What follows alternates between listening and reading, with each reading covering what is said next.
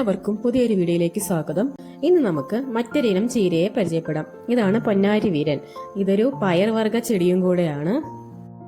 സാധാരണയായി നാട്ടിൻപുറങ്ങളിൽ കാണാറുള്ള തകരച്ചീരയുടെ ഇനത്തിൽപ്പെട്ട ഒരു ചീരയാണ് പൊന്നാരി വീരൻ. ഇവയുടെ പൂക്കൾ തമ്മിൽ വലിയ വ്യത്യാസങ്ങളുമില്ല. ഈ ചീരയുടെ ഇലയും പൂവും നമുക്ക് തോരൻ വെക്കാൻ വേണ്ടി സാധിക്കും. പൂക്കൾ മാത്രമായി നമുക്ക് തോരൻ വെക്കാൻ വേണ്ടി സാധിക്കും. ഇതുപോലെ പാത്രത്തിലാക്കി സൂക്ഷിച്ചു വെച്ചാൽ മതി ഓരോ ദിവസത്തെ പൂക്കള്. ഈ ചീരയ്ക്ക് ഒരുപാട് ഔഷധ ഗുണങ്ങളുമുണ്ട്. അതുപോലെ തന്നെ തോരൻ വെച്ചാലൊക്കെ നല്ല രുചിയും ഉള്ളതാണ്.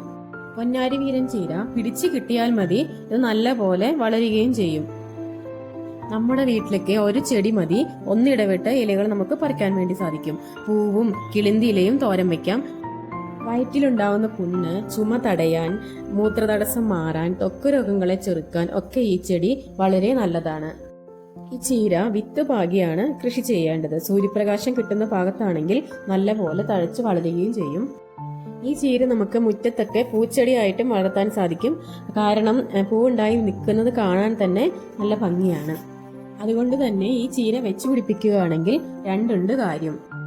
ഇത് നമ്മൾ ആവശ്യത്തിന് വേണ്ടി മുറിച്ച് മാറ്റുമ്പോൾ ആ ഭാഗത്തുനിന്ന് വേറെ ശാഖകൾ പൊട്ടിക്കിളർത്ത് ഒരുപാട് ഉണ്ടായിക്കോളും. വീണ്ടും വീണ്ടും ആവശ്യങ്ങൾക്കായി നമുക്ക് തളിരിലകൾ കിട്ടുകയും ചെയ്യും. സ്ഥലപരിമിതിയിലുള്ളവർക്ക് ഈ ചീര ഗ്രോ ബാഗിലും വെച്ച് പിടിപ്പിക്കാൻ വേണ്ടി സാധിക്കും. ധാരാളമായി നാട്ടിൻപുറങ്ങളിൽ കണ്ടുവന്നിരുന്ന ഒരു ചീരയായിരുന്നു പൊന്നാരി വീരൻ ചീര.